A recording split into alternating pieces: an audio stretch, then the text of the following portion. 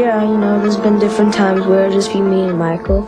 Then there'll be other times where he has other friends over too. That's what, like what Brett said, it's just a slumber party. We just have a lot of fun. And I've slept in the same bed as Michael. It's just you watch cartoons, you fall asleep. It's just a friendship. And I know he would never do anything to hurt my brother. He's the nicest guy you've ever met. All right, so at 9 years old, things are starting to happen for you? Yeah, I moved to America, and Michael helped me out in the beginning, put me in a couple of his videos, and that helped me get like a dance agent and that sort of thing. And so I would started dancing in other people's videos, and then got a theatrical agent, started doing commercials and like guest episodes in Full House and shows like that. And when I was, I think, 11, I got in a rap group, a rap duo, me and this other kid, and we ended up being signed to Sony Records and did an album there. And that's what sort of got me interested in music production. One of the best things I ever had was my teachers, actually, which was my mother, my grandmother, and Michael. And the things that they taught me was, if there was anything that I wanted, they taught me how to visualize. I think the most important thing for kids is to really figure out what they want, realize that anything is possible. So don't hold back in your dreams. Always shoot as high as you possibly can, but be detailed about it. And you started as a youngster dancing with Michael Jackson? Yeah. Going to the ring. Are you still friendly with Michael? Yeah, we still talk every couple months, catch up. You do, really? Yeah. Well, what's he like? What's he like? He's a good guy. He's a good guy? Yeah. Show me where he touched you.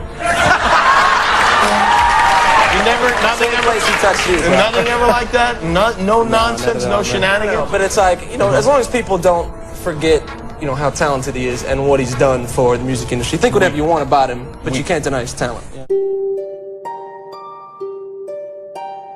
What's the most misunderstood thing about Michael Jackson, do you think, that you know him? Probably a number of things. That I don't know, that anybody that lives that life is not going to be your average dude. You know what I mean? In the simple ways, I mean. Yeah. You live that kind of life and that sort of fame from 5 years old. You're not going to go about your everyday like everybody else, because you've never lived a life like everybody else. So how would you know how to do that? And I think people take those simple things and turn them into something, 10 times, 100 times more strange than they are. One of the things I noticed about you, and this goes back to why I said you were a stand-up guy, we covered the trial, and you were one of the few people to stick up for him. Mm-hmm. Why do you think that was, and why was it important for you to stick up for him? Because he's always been a friend to me. That's what you do for friends, you tell the truth. I can't speak for him, but it would be an absolutely painful thing for anybody to go through. And then there's obviously such a huge connection between Michael Jackson and MTV and really starting this real music video generation on MTV. I mean, Michael was really the king of that.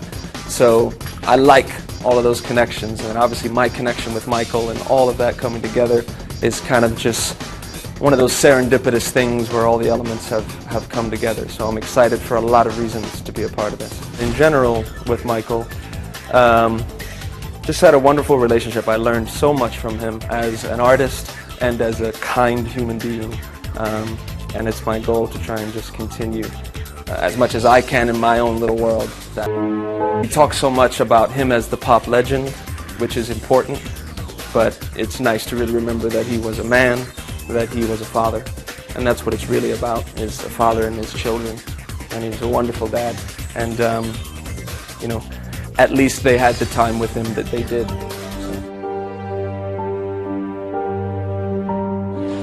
But I'm starting on Cirque du Soleil Michael Jackson show.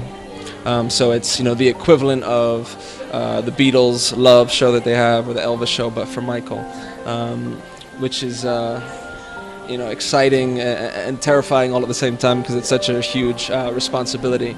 But that was why I took it on. Michael was such a huge part of my career and life. We were friends for 20 years before he passed, since I was 7.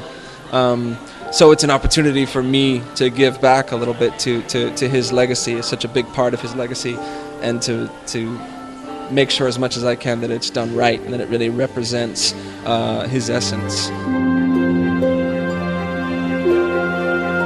I never forgot one moment of what Michael did to me, but I was psychologically and emotionally completely unable and unwilling to understand that it was sexual abuse. So what are you alleging that he actually did?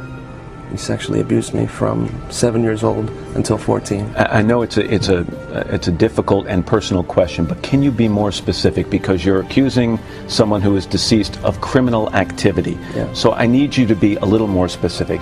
Did he perform sexual acts on you? Did he force you to perform sexual acts on him? What was the nature of the abuse? Yes, exactly what you said. He performed sexual acts on me and forced me to perform sexual acts on him.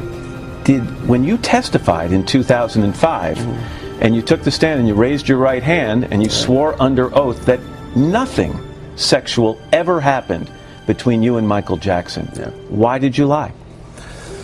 You know, I said what I understood, and I said what I was able to say. From 7 years old, from day one of the abuse, Michael told me that we loved each other and that this was love, that this was an expression of our love.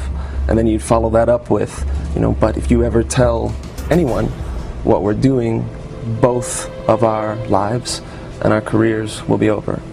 When I was 11, when the first trial was going on, the criminal investigation in '93, he would call me every day and role play and tell me the same sort of things, and also tell me then that if anyone ever thought that we did these things, any of these sexual things, that both of us would go to jail. There was no money, there was no you must lie. Michael, when he would talk to me before these things were going on, and he would call me every day as these things were happening, it was complete manipulation and brainwashing. It wasn't any sense of the truth on the phone. He would role play with me and train me for these scenarios. And when I say his name to you this morning, what do you think of? Heartbreak, pain, anger, and compassion. There's there's no excuse for what he did to me, and I believe many others, but he was a troubled man, and every effect has its cause.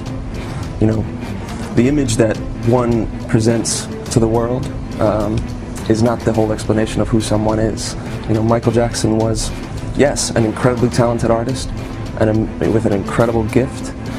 He was many things, and he was also a pedophile and a child sexual abuser.